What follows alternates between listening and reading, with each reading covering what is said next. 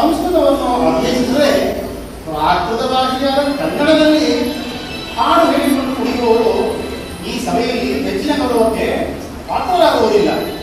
ಅಲ್ಪರಿಗೆ ಅಧಿಕ ಸ್ಥಾನ ನೀಡಿ ಸಭೆಯೊಂದಿಗೆ ಕುಂದಬೇಡಿ.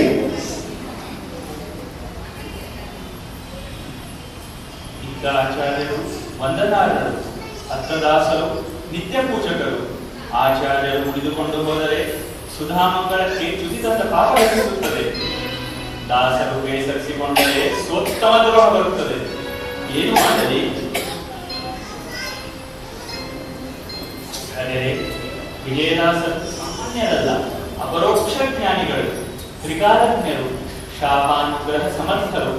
ಇಲ್ಲಿ ಅಡುಗೆಗೆ ತೊಂದರೆಯಾಗುವುದನ್ನು ಮುಂದಾಗಿಯೇ ಕಂಡು ಅದನ್ನು ನಿಭಾಯಿಸಲು ಬಂದ ಮಹಾನುಭಾವರು. ದಯವಿಟ್ಟು ಸುಧಾಮಂಗಳವನ್ನು ಮುಂದುವರೆಸಿ. ಅಪರೋಕ್ಷ ಜ್ಞಾನಿಗಳೇ, ಏನು ಅಪರೋಕ್ಷ?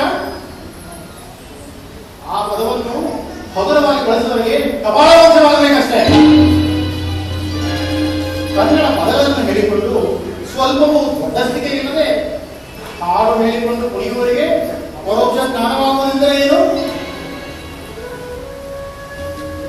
ಬೇಕಾದರೆ ಅಡಿಗೆ ಮಾಡಲು ಬಂದವರೆಂದು ಉತ್ತಮ ಅಡಿಗೆ ಭಟ್ಟರೆಂದು ಹೇಳಿ. ಅವರ ಅಮ್ಮನು ಇದೇ ರೀತಿ ಬೇರೆಯವರ ಮನೆಗಳಿಗೆ ಅಡುಗೆ ಮಾಡಿ ಜೀವಿಸಿದ್ದರಂತೆ. ಆದರೆ ಕೂಸಿ ಮಗ ದಾಸ ಈಗಲೂ ಅಡಿಗೆ ಮಾಡಲು ಬಂದವರೆಂದು ಹೀಗೆ ಕೊಡುವಾಗ ಉತ್ತಮ ಉಡುಗೆ ತೊಡಗಿಕೊಂಡು ಗೌರವಿಸಿ ಅಷ್ಟೇ. ಈ ದೇವಭಾಷೆಯ ಮಹಾನ್ ಗ್ರಂಥ ಮಹಾನ್ ಸ್ವಾಮಿಗಳನ್ನು ಪಡೆದವರ ಈ ಸುಧಾಪಾಠದ ಮಂಗಳದಲ್ಲಿ ಅವನಿಗೆ ಸಲ್ಲದ ಪ್ರಾಶಸ್ತ್ಯ ಕೊಡಬೇಡಿ. ಅಲ್ಪರಿಗೆ ಅಧಿಕ ಸ್ಥಾನ ನೀಡಿದರೆ ಈಶಾಧಿಷ್ಠಾನವಾಗಿ ತಾರತಮ್ಯಕ್ಕೆ ದ್ರೋಹವೆಂದಾದಿಗೂ ಎಚ್ಚರ. ಆಚಾರ್ಯರೇ, ಏನೋ ಅಜ್ಞಜನ ಅರಿಯದ ನನಗೆ ಪ್ರಾಶಸ್ತ್ಯವನ್ನು ಕೊಡುತ್ತಾ ಇದ್ದಾರೆ. ಅಷ್ಟಕ್ಕೆ ಮಹಾನ್ ವಿದ್ವಾಂಸರಾಗಿರುವಂತಹ ನೀವು ಇಷ್ಟು ಮುನಿಯಬಾರದು. ದಯಮಾಡಿ ಸುಧಾಪಾಠವನ್ನು ಮುಂದುವರಿಸಿ. ಓಹೋ, ಅವರೇನು ಅಜ್ಞಜನ ಮಹಾ ಆಜ್ಞಾನಿಸಿಕೊಂಡಿರುವ ನೀನು ಮಾಡಿದ್ದೇನೋ ಮಡಿಯಿಂದ ಬಂದಿದ್ದೀಯೋ ಇಲ್ಲವೋ? ಸುಧಾ ಗ್ರಂಥವನ್ನು ಸ್ಪರ್ಶ ಮಾಡಿಬಿಟ್ಟೆ. ಈಗ ನ್ಯಾಯಸುಧ ಎಂದರೆ ಏನೆಂದುಕೊಂಡೆ? ನಿನ್ನ ಕನ್ನಡ ಪದಗಳೆಂದುಕೊಂಡೆಯ? ಶ್ರೀ ಜಗನ್ನಾಥನ ಮರಮ ಪ್ರೀತಿಗಳಿಸಿದ ಮಹಾನ್ ಗ್ರಂಥವನ್ನು ಮೈಲಿಗೆಯಲ್ಲಿ ಮುಟ್ಟಿ ಅಪವಿತ್ರಗೊಳಿಸಿಬಿಟ್ಟೆ. ಎಲ್ಲಿ ಸುಧಾಪಾಠವಾಗುತ್ತದೆಯೋ ಅಲ್ಲಿ ಸಾಕ್ಷಾತ್ ವಾಯುದೇವರೇ ಕುರಿತು ಶಿಷ್ಯನ ವಾಣಿಯನ್ನು ಆನಂದದಿಂದ ಆಲಿಸುತ್ತಿರುತ್ತಾರೆ. ಅಂತಹ ವೇದಿಕೆಯನ್ನು ನೀನೆ ಹತ್ತಿ ಬಂದು ಅಪವಿತ್ರಗೊಳಿಸಿಬಿಟ್ಟೆ. ಇನ್ನು ಈ ಪ್ರದೇಶವನ್ನೆಲ್ಲ ಸಾರಿಸಿ ಶುದ್ಧಿಗೊಳಿಸುವವರೆಗೆ ನಾನು ಮಂಗಳಪಾಠ ಪ್ರಾರಂಭಿಸುವುದಿಲ್ಲ. ನೋಡಿ, ನಾನು ಮಡಿಯಲ್ಲಿಯೇ ಬಂದಿದ್ದೇನೆ. ತಾವು ಪುನಃ ಈ ಪ್ರದೇಶವನ್ನೆಲ್ಲವನ್ನೂ ಕೂಡ ಶುದ್ಧಿಗೊಳಿಸಬೇಕು ಎಂದು ಆಜ್ಞಾಪಿಸಿದರೆ ನೆರೆದಿರುವಂತಹ ಸಾವಿರಾರು ಬ್ರಾಹ್ಮಣ ಸುವಾಸಿನಿಯರಿಗೆ ತೀರ್ಥ ಪ್ರಸಾದಕ್ಕೆ ಆಲಸ್ಯವಾಗುತ್ತದೆ. ವಿಪ್ರ ಸಮೂಹದಲ್ಲಿ ಗೋವಿಂದನು ಹೆಚ್ಚು ಜಾಗೃತನಾಗಿರುತ್ತಾನೆ ಎನ್ನುವಂತಹ ಹಿರಿಯರ ಮಾತನ್ನು ತಾವು ಮರೆತು ಬಿಟ್ಟಿದ್ದಾರೆ. ಈ ಅಲ್ಪದ ಮೇಲೆ ಮಣಿದು ಸಮಾರಂಭದ ಶ್ರೇಷ್ಠತೆಯನ್ನು ಕೆಡಿಸಬೇಕು. ನನ್ನನ್ನು ಕ್ಷಮಿಸಿ ದಯಮಾಡಿ ಸುಧಾಪಾಠವನ್ನು ಮುಂದುವರಿಸಿ.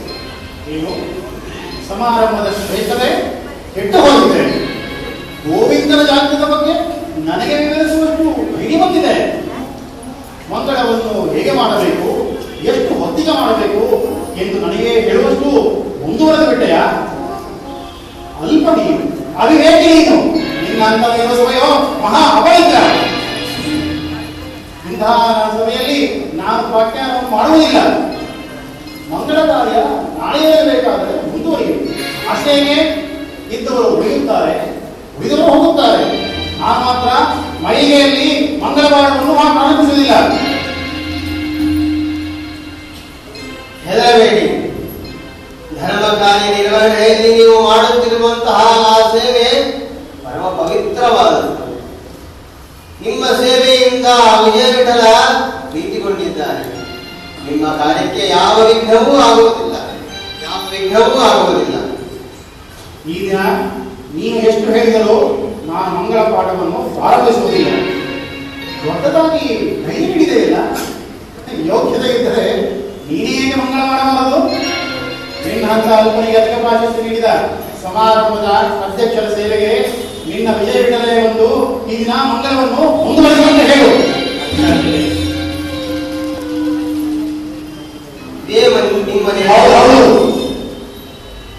ಆಚಾರ್ಯರೇ, ವಿಜಯ ವಿಠಲನ ಶಕ್ತಿಯನ್ನು ನಿಮಗೆ ಇನ್ನೂ ಸಂಶಯ ಇದೆ.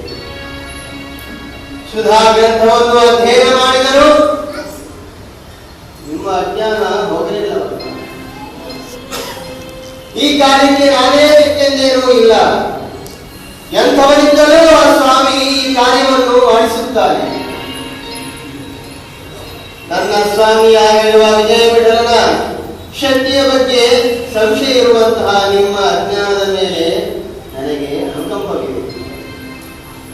ಆದರೂ ಇಂತಹ ಸಮಯದಲ್ಲಿ ನಾನು ಸುಮ್ಮನಿರುವುದು ದೈವದ್ರೋಹ ಎಂದೆನಿಸುತ್ತದೆ.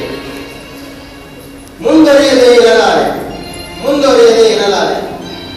ಯಾರಲ್ಲಿ ಈ ಸಭೆಯಲ್ಲಿ ಅಥವಾ ಈ ಊರಿನಲ್ಲಿ ಅತಿ ದೊಡ್ಡ ಎಂದೆನಿಸಿಕೊಂಡ ವ್ಯಕ್ತಿ ಯಾರಾದರೂ ಇದ್ದರೆ ಈ ವೇದಿಕೆ ಮೇಲೆ ಕರೆತನ್ನಿ. ಅಂಥವರಿಂದಲೂ ಈ ದಿವಸ ಆ ವಿಜಯ ವಿಠಲ ಸುಧಾಮಂಗಳವನ್ನು ಮಾಡಿಸುತ್ತಾನೆ.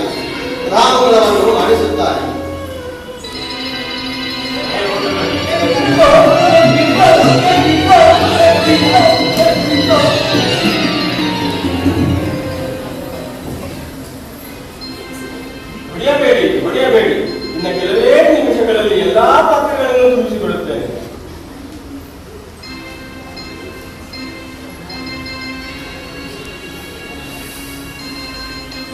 ಬಾ, ಹೆದರಬೇಡ. ಇಲ್ಲಿ ಕುಳಿತುಕೋ.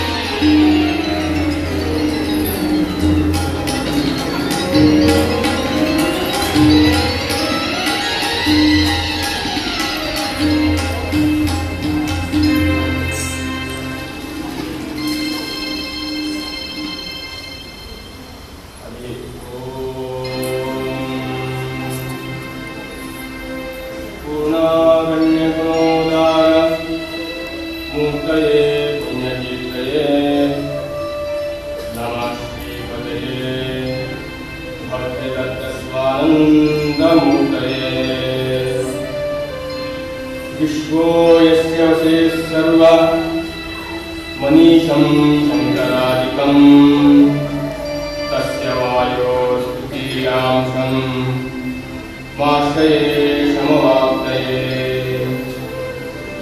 सत्पद्मबन्धुवो यस्य गावो विश्वतमोदः सास्यात् तत्त्वप्रकाशाय जयतीर्थविर्मम अस्मात् देशिकपादानां प्रणम्य चरणाम्बुजं श्रीमन्यायस्तावाक्यं व्याख्यं कुर्मो यथामतिः नारायणं निखिलपूर्णगुणैकदेहं निर्दोषमाप्यतमः मत्किलैः सुवाक्यैः अस्योद्धादिमशेषविशेषतोऽपि वन्द्यं सदा प्रियतमं मम सन्नमामि श्रियःपत्ते नित्यागणितगुणमानित्यविशद प्रभाजालोल्लासो वहत सकलावत्यतमसे जगज्जन्मस्तेव प्रणयरचनाशीलवपुषे नमो मशेषाम्नाय स्मृतिहृदयदीप्ताय हरये हरि ॐ दर्शय ಶ್ರೀ ವೇದವ್ಯಾಸ ದೇವರು ಸಕಲ ಶಾಸ್ತ್ರಗಳ ಸಾರವನ್ನು ಬ್ರಹ್ಮಸೂತ್ರಗಳಿಂದ ಹೇಳಿದ್ದಾರೆ. ಅಂತಹ ಬ್ರಹ್ಮಸೂತ್ರಗಳಿಗೆ 21 ಕುಮಾರ್ಷೆಗಳು ಬಂದು ಸಜ್ಜನರು ಗೊಂದಲದಿಂದ ಪರಿತಪಿಸುತ್ತಿರುವಾಗ ಭಗವಂತನ ಆಜ್ಞೆಯನ್ನು ಶಿರಸಾಧರಿಸಿ ಶ್ರೀ ಮಧ್ವರಾಯರು ಅವತರಿಸಿದರು. ಮಧ್ವರಾಯರು ಸರ್ವಮೂಲ ಗ್ರಂಥಗಳನ್ನು ನೀಡುವುದರ ಮೂಲಕ ವೇದವ್ಯಾಸರ ಹಾಗೂ ನಿಜವಾದ ಬ್ರಹ್ಮಸೂತ್ರಗಳ ಅರ್ಥವನ್ನು ನಮ್ಮ ಮುಂದೆ ನೀಡಿದರು. ಶ್ರೀ ಮಧ್ವಾಚಾರ್ಯರ ಸರ್ವಮೂಲಗಳಲ್ಲಿ ಒಂದಾದ ಅನುವ್ಯಾಖ್ಯಾನ ಎಂಬ ಗ್ರಂಥ ಬ್ರಹ್ಮಸೂತ್ರದ ಮೇಲಿನ ನೇರ ವ್ಯಾಖ್ಯಾನ. ಅಂತಹ ಅನುವ್ಯಾಖ್ಯಾನಕ್ಕೆ ಜಯತೀರ್ಥರು ಶ್ರೀಮನ್ ನ್ಯಾಯಸುಧಾ ಎಂಬ ಟೀಕೆಯನ್ನು ಬರೆದು ಟೀಕಾರಾಯರೊಂದಿಗೆ ಜಗನ್ಮಾನ್ಯರಾಗಿದ್ದಾರೆ. ಜಯತೀರ್ಥರು ತಮ್ಮ ಮಂಗಲಾಚರಣೆಯಲ್ಲಿ ಶ್ರೀಯಪ್ಪತ್ತೆ ಎಂಬ ಶಬ್ದದಿಂದ ಪ್ರಯೋಗ ಮಾಡುತ್ತಾ ಮೊದಲನೆಯ ಶಬ್ದದಿಂದಲೇ ಅತ್ಯದ್ಭುತವಾದ ಅರ್ಥವನ್ನು ಕಲ್ಪಿಸಿಕೊಟ್ಟಿದ್ದಾರೆ. ಶ್ರೀಪತಿ ಎಂಬುದು ಸಾಮಾನ್ಯವಾಗಿ ಉಪಯೋಗವಿರುವುದನ್ನು ನಾವು ಕಾಣುತ್ತೇವೆ. ಶ್ರೀಯಪ್ಪತ್ತೆ ಎಂದು ಉಪಯೋಗಿಸಿದವರ ಭಾವ ಲಕ್ಷ್ಮೀಪತಿಯಾದ ನಾರಾಯಣ ಎಂದು ತೋರಿಸಿಕೊಡುತ್ತಾ ಲಕ್ಷ್ಮೀ ಮತ್ತು ಇತರ ದೇವತೆಗಳನ್ನು ತಾರತಮ್ಯ ಪ್ರಕಾರ ಆಯಾ ಕಕ್ಷೆಯಲ್ಲಿ ಪೂಜಿಸಿ ಶ್ರೀಮನ್ನಾರಾಯಣನನ್ನು ಸರ್ವೋತ್ತಮತ್ವೇನ ಪೂಜಿಸಬೇಕು ಎಂದು ಭಾವ.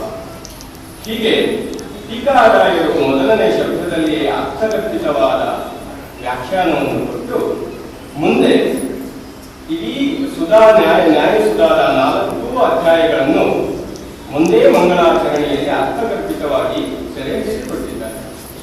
ಮೊದಲನೆಯ ಅಧ್ಯಾಯದ ಸಾರವನ್ನು ನಿತ್ಯಾಗುಂತ ಗುಣ ಮಾಣಿಕ್ಯ ವಿಷದ ಪ್ರಭಾ ಜಾಲೋಲ್ಲಾಸೋ ವಹತ ಎಂಬ ಈ ಶ್ಲೋಕದಿಂದ ಮೊದಲನೆಯ ಅಧ್ಯಾಯದ ಅರ್ಥವನ್ನು ಭಗವಂತನು ದೋಷದೂರ, ಗುಣಗಳಿಂದ ಪರಿಪೂರ್ಣ, ಅವನ ಅಪ್ರತಿಹತವಾದ ಪ್ರಭೆ ಮತ್ತು ತೇಜಸ್ಸು ಎಲ್ಲ ಕಡೆಗೆ ವ್ಯಾಪಿಸಿದೆ ಎಂಬುದನ್ನು ತೋರಿಸಿಕೊಟ್ಟಿದ್ದಾರೆ.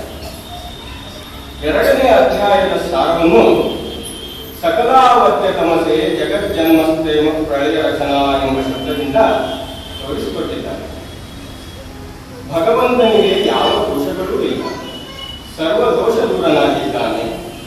ಜಗಜ್ಜನ್ಮ ಸೃಷ್ಟಿಯಾಗಿ ಅಷ್ಟ ಕರ್ತೃತ್ವವನ್ನು ಮಾಡಿ ಯಾವುದರ ಪ್ರಯೋಜನವೇ ಇಲ್ಲದಿದ್ದರೂ ಯಾವ ಕಷ್ಟವೂ ಇಲ್ಲದೆ ಮಾಡುತ್ತಾನೆ ಎಂಬುದನ್ನು ತೋರಿಸಿಕೊಟ್ಟಿದ್ದಾರೆ. ಇಚ್ಛಾ ಮಾತ್ರ ಪ್ರಭೋ ಸೃಷ್ಟಿ ಎಂಬುದರ ಅರ್ಥವನ್ನು ಕಲ್ಪಿಸಿಕೊಟ್ಟಿದ್ದಾರೆ. ಮೂರನೇ ಅಧ್ಯಾಯದ ಸಾರವಾಗಿ ಸ್ಮೃತಿ ಹೃದಯ ದೀಪ್ತಾಯ ಎಂಬ ಶಬ್ದವನ್ನು ಹೊಂದಿದ್ದಾರೆ. ಸರ್ವ ವೇದ ಶಾಸ್ತ್ರಗಳಿಂದ ಹರಿ ಪ್ರತಿಪಾದ್ಯನಾಗಿದ್ದಾನೆ ಎಂಬುದನ್ನು ತೋರಿಸಿಕೊಡುವುದಕ್ಕಾಗಿ ಟೀಕಾರಾಯರು ಮೂರನೇ ಅಧ್ಯಾಯದ ಸಾರವನ್ನು ಸ್ಮೃತಿ ಹೃದಯ ದೀಪ್ತಾಯ ಎಂದು ಕೊಟ್ಟಿದ್ದಾರೆ. ಇನ್ನು ನಾಲ್ಕನೇ ಅಧ್ಯಾಯದ ಸಾರವನ್ನು ಹರೆಯೇ ಎಂಬ ಶಬ್ದದಿಂದ ತೋರಿಸಿಕೊಟ್ಟಿದ್ದಾರೆ. ಹರಿ ಎಂಬ ಶಬ್ದ ಭವವನ್ನು ವಿಮೋಚನೆ ಮಾಡಿ ಮುಕ್ತಿಪ್ರದವಾಗಿದೆ. ಈ ಗ್ರಂಥವನ್ನು ಓದುವುದರಿಂದ ಶ್ರೀದೇವಿ ವೇದಾಭಿಮಾನಿಯ ಅನುಗ್ರಹವಾಗಿ ತದ್ವಾರ ಹರಿಯ ಅನುಗ್ರಹವಾಗಿ ಮುಕ್ತಿ ಸಿಗುತ್ತದೆ ಎಂದು ಟೀಕಾರಾಯರು ಅಪ್ಪಣೆಯನ್ನು ಕೊಟ್ಟಿದ್ದಾರೆ. ಓಂ ಶ್ರೀಕೃಷ್ಣ.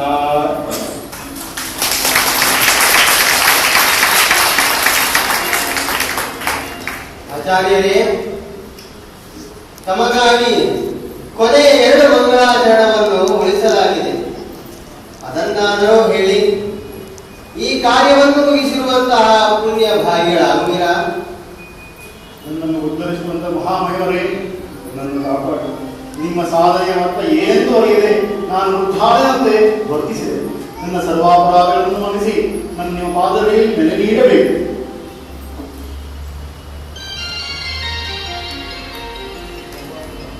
ಆಚಾರ್ಯರೇ, ಪರವಾಗಿಲ್ಲ.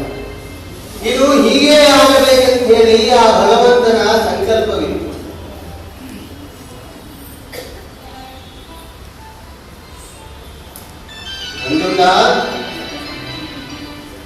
ನಂಜುಂಡ ಮರೆತು ಬಿಟ್ಟೆಯ? ಬೇಲೂರು ಕ್ಷೇತ್ರದಲ್ಲಿ ವೈಕುಂಠದಾಸರ ಮನೆಯಲ್ಲಿ ಆಳಾಗಿ ಸಾಕುವರಾಗಿ ಇದ್ದುದನ್ನು ವೈಕುಂಠದಾಸರು